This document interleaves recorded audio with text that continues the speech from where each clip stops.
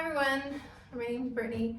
I have today my stepfather, Edwin Colon, my mother, Maria Colon, and my brother, Edgar Lopez. Today's presentation is on transforming lives behind bars, why rehabilitation, not retribution, builds safer communities, for Dr. Cassandra Renzi's class, capstone project. So for a quick overview, the U.S. incarceration rates remain among the highest globally. Punitive systems fail to produce long-term public safety. Rehabilitation through education, therapy, and reentry support offers evidence-based solutions. Theories of learning, labeling, strain, and dissidence explain how people change. And rehabilitation enhances social reintegration, reduces recidivism, and lowers physical costs. So we're going to go through each of those a little more in detail. The U.S. imprisons more than almost any other nation. Over 2/3 of released inmates are rearrested within 3 years. Punishment alone fails to reform behavior or ensure public safety. Rehabilitation reduces recidivism through education, physiological support, and social reintegration.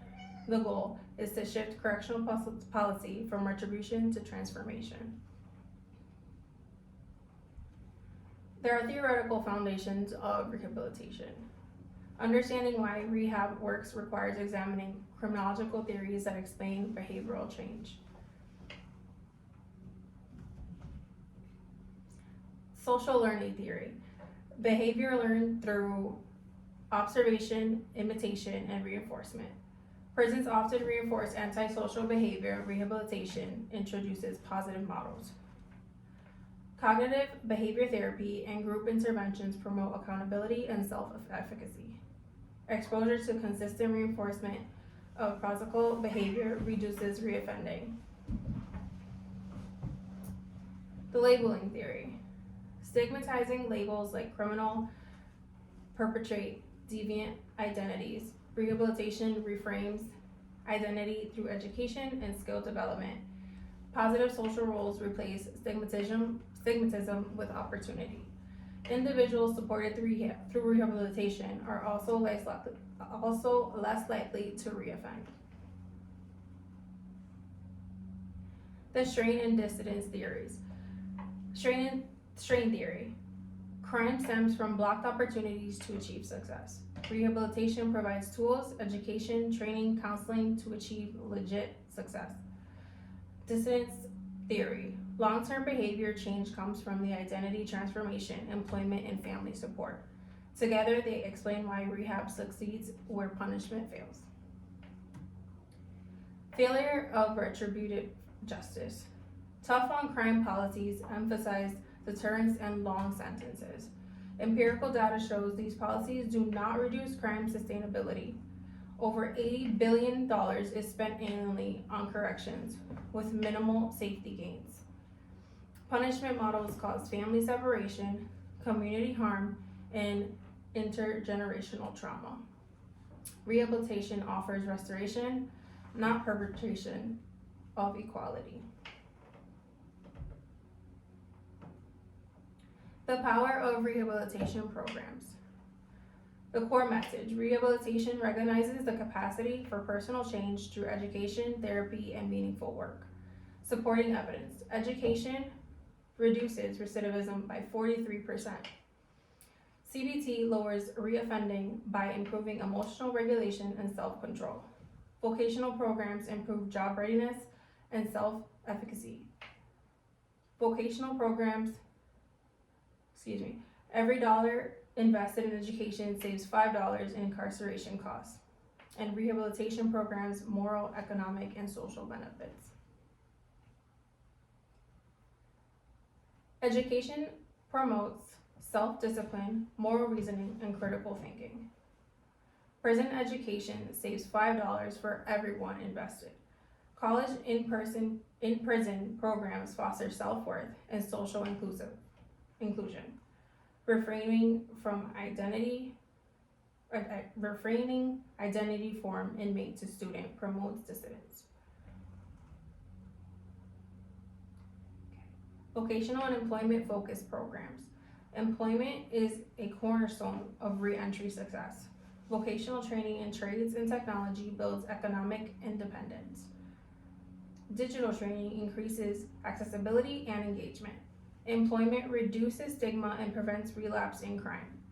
And prisons can evolve into workforce development centers. Psychological and behavioral interventions. Many inmates experience trauma, addiction, or mental illness. CBT and trauma-informed therapy improve empathy and emotional control. Restorative justice promotes accountability and understanding of harm. Therapy rebuilds identity and supports long-term dissidence. Post-release reintegration and community support. Reentry challenges include unemployment, homelessness, and stigma. Structured reentry programs reduce recidivism. Partnerships between corrections and community organizations improve outcomes. Ban the box policies increase hiring of ex-offenders. Reintegration supports moral responsibility and community rebuilding. Economic case for rehabilitation. Rehabilitation saves taxpayer money and boosts employment. Cost-benefit ratios favor educational and therapeutic programs. Education yields over 400% return on investment. Data-driven policymaking ensures efficient allocation of resources.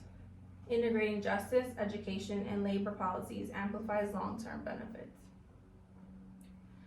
Case studies, international models. In Norway, normalizing principle, prison mirrors community life. They focus on dignity, education, and family connection. Recidivism around 20% among the world's lowest. Germany emphasizes on vocational training and physiological support. Correctional officers act as mentors rather than guards. Rehabilitation viewed as constitutional obligation. U.S. reform models. Examples: San Quentin's Prison University Project, significant reduction in recidivism. Ohio's vocational initiatives partner with industries of job placement. Evidence proves rehabilitation is practical and replicable across states. Policy recommendations, Part 1. Education and vocational training. Mandate educational access for all inmates. Expand accredited college and trade programs. Partner with community colleges and industries to ensure real-world credentials. Cognitive and restorative programs. Make CBT and restorative justice central to all facilities. Psychological programs improve safety and lower recidivism. Reentry and evaluation. Strengthen reentry infrastructure with housing, employment, and healthcare support. Create national standards to evaluate rehabilitation effectiveness. Sentencing, reform, and public awareness. Reward participation in rehabilitative programs through parole incentives. Launch public campaigns and employer incentives to combat stigma. Encourage fair chance hiring and media engagement to humanize returning citizens. Calls to action. For policymakers, reallocate correctional funding toward education and therapy. Establish national performance metrics for rehabilitation. Integrate reentry initiatives across justice, housing, and labor systems. For correctional leaders, build evidence-based programming into institutional missions. Partner with universities, nonprofits, and industries for program delivery. Prioritize staff training in restorative and trauma-informed practices. To conclude, the key takeaways. Punishment perpetrates crime cycles. Rehabilitation breaks them. Education, therapy, and reintegration transform lives and communities. Rehabilitation reduces costs, strengthens families, and restores public trust. A moral and policy imperative replace retribution with reinvention. Safer, fair communities depend on investment in human potential. Listed below are all my references. And I just want to give this time to open it up to my family to see if you guys have any questions, comments, concerns. I'll go first? Sure. Alright, how many prisoners are we talking about that come back, after reoffending? Depending on the state, like, or where we are as a nation, it's higher than it should be. Especially when they're not doing any programming, any therapy, anything like that. I wanna say it's 43% 43%? come back, Okay, within the 3 years that's a big that one. they're released, yeah. That's half. That's Yeah, more than- about half. And I've personally seen programming work at the jail since when I used to work there before till now. They've integrated a lot more of the rehab aspect of it versus just the schooling and programming. Having them really understand what they're doing, their actions, and what they've done, and if they're ready for change, like these programs push that for them. And really reconnects, like they said, like the family and the So community rehab's the support. way to go, Versus just just lock them. locking them up, That makes because sense. That makes sense. especially when they don't know what, or they do know, but they don't know how to fix what they're used to. Gotcha. So showing them new opportunities, different paths, allowing them to come out with a new experience versus just going back to the same old thing is huge. So these programs are like imperative. Very imperative.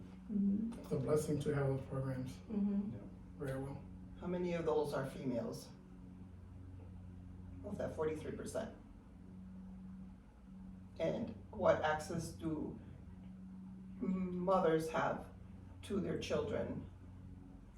They have visits. Women, I don't know, at our facility specifically, the women have contact visits unless they're restricted for whatever reason. But as far as the number, I'm not sure. That is something that I'm sure is less, just because with my experience working at the women's jail, the numbers are always way less there than they are at the men's. But I do see that a lot of women go in there for like drug issues. A lot of them are detoxing, going through stuff like that. That's like the biggest difference in the population, I can tell. They do take their programming a little more serious, just because a lot of them have kids that they want to reunite with. Not to say that the men don't, but the women really do try to be more involved. So. Well explained. Well explained. Yeah. So anything from you? Okay. Well, thank you for coming to my presentation and the special guest of my cat. So, yeah. Thank you.